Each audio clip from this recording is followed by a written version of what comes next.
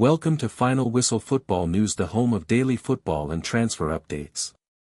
Subscribe now and join the community of true football lovers. My first news is Marc Guehi makes telling Crystal Palace admission after Liverpool transfer collapse. Marc Guehi saw a transfer to Premier League champions Liverpool fall through on transfer deadline day this summer, but the Crystal Palace star is focusing on the season at Selhurst Park.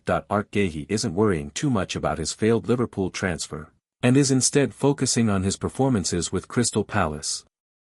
The England defender saw a transfer to the Premier League champions fall through on transfer deadline day this summer. The Eagles agreed a deal with their top-flight rivals to sell the club captain, who is out of contract next summer, for a fee of £35 million plus a 10% sell-on clause.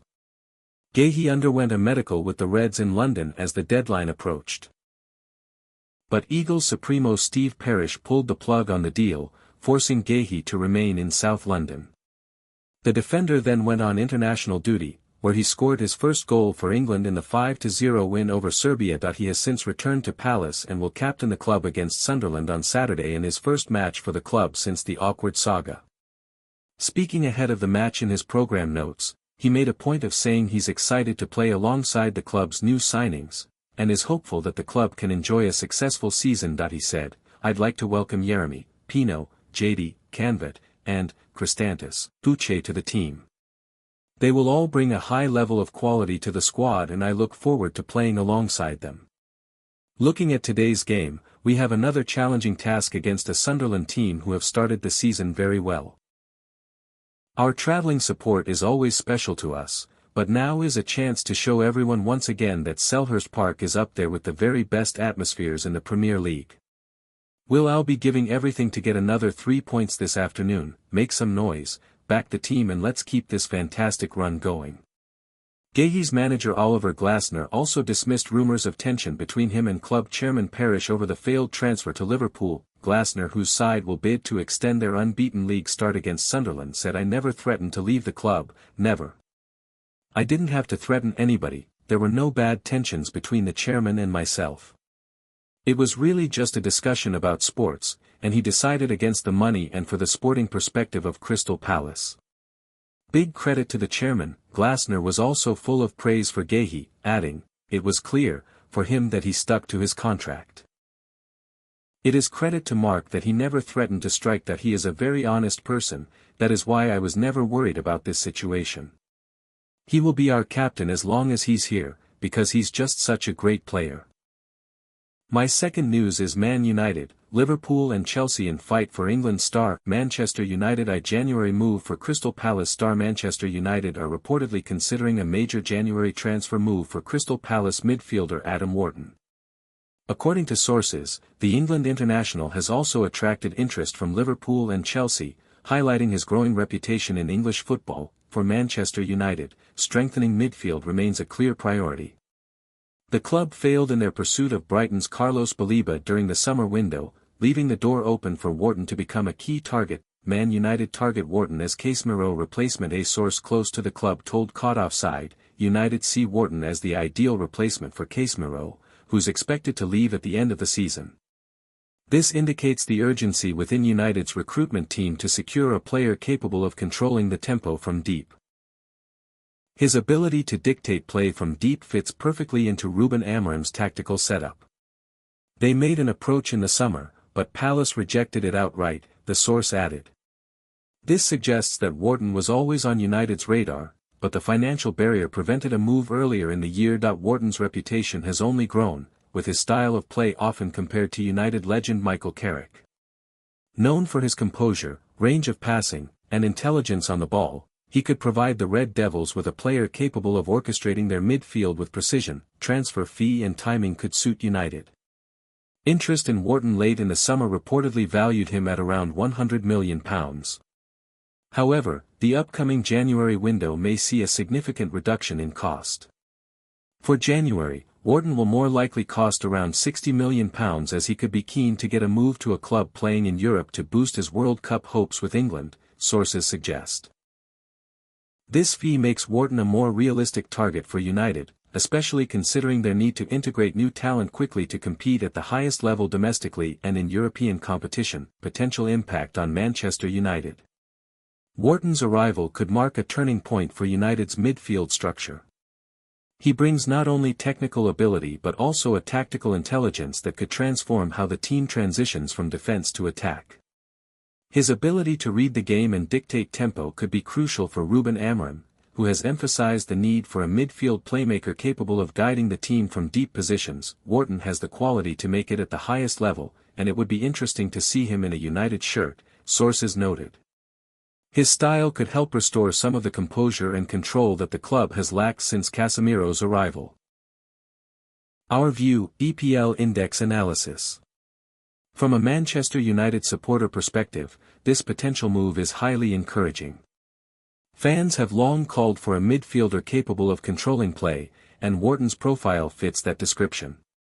The price reduction from £100 million to around £60 million makes the move appear not only feasible but strategically smart. Supporters may be cautiously optimistic, recognizing that Wharton could bring stability and creativity to a midfield that has struggled for cohesion.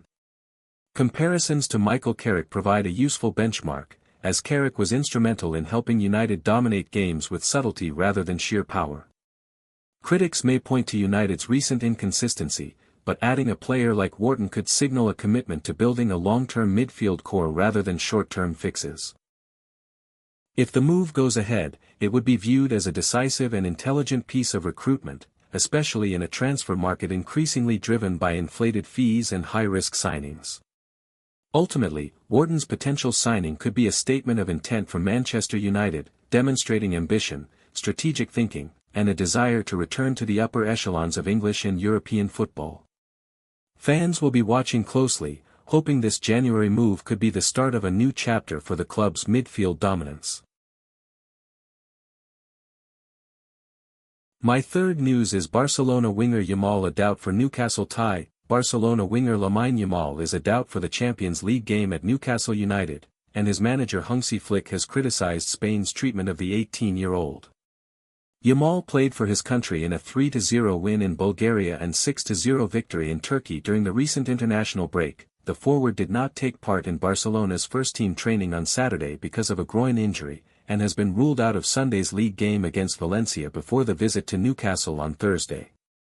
Lamine will not be available against Valencia. It's a pity, said Flick.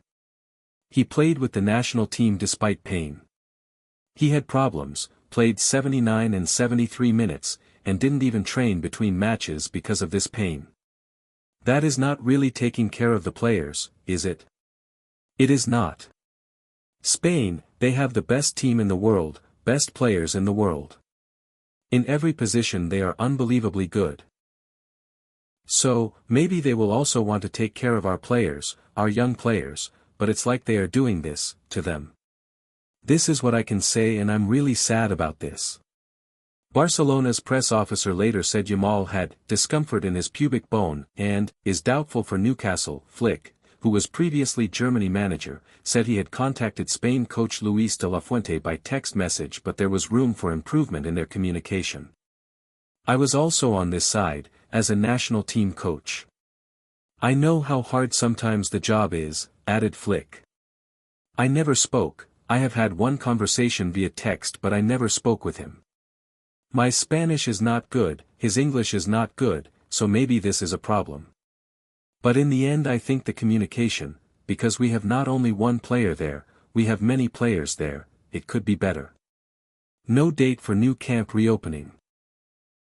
Barcelona will host Valencia at their 6,000-capacity Johan Cruyff training ground as redevelopment work at the new camp has not been completed. The La Liga champions have been playing at Olympic Stadium in Montjuic for the past 2 seasons, Barcelona have said. External they are working intensively to obtain the necessary administrative permits for the opening of the new camp in the coming weeks, but a reopening date has not been confirmed. I spoke with the players, the captains, and they said it will not affect us, said Flick. When we play at the new Camp Nou, 105,000 capacity, maybe it's a little bit different to playing at the Johan. As I said before, it's not an excuse, I will not use it. Valencia also has to play in this stadium.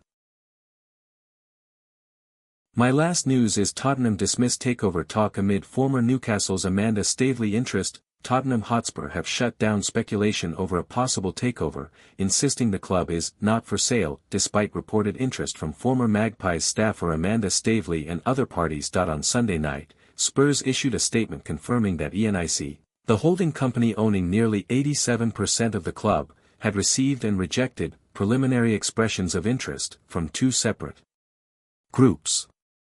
Those were Staveley's PCP International Finance and a consortium led by Dr. Roger Kennedy and Wing FAI Inc. The board of the club and ENIC confirmed that Tottenham Hotspur is not for sale and ENIC has no intention to accept any such offer to acquire its interest in the club. The statement read, "The development follows last week's departure of long-serving executive chairman Daniel Levy, which had triggered speculation about Spurs' long-term ownership structure." Staveley, who helped orchestrate the Saudi Arabia Public Investment Fund's £300 million purchase of Newcastle United in 2021, was linked to a fresh entry into Premier League ownership. However, her financial capacity to lead such a deal remains in question after selling her remaining Newcastle stake in July 2024. Tottenham's public dismissal also reflects the requirements of the UK Takeover Code, since 13% of the club's shares are publicly tradable, according to The Guardian. Analysts from many outlets still question Tottenham's position, believing the club's statement does not mean Spurs would never consider selling in the future. Outro. With transfer sagas heating up and injury worries growing, the football world never sleeps. Which story do you think will have the biggest impact this season? Let us know in the comments. Don't forget to like, subscribe, and hit the bell so you never miss an update. See you in the next one. Comment below, like, subscribe.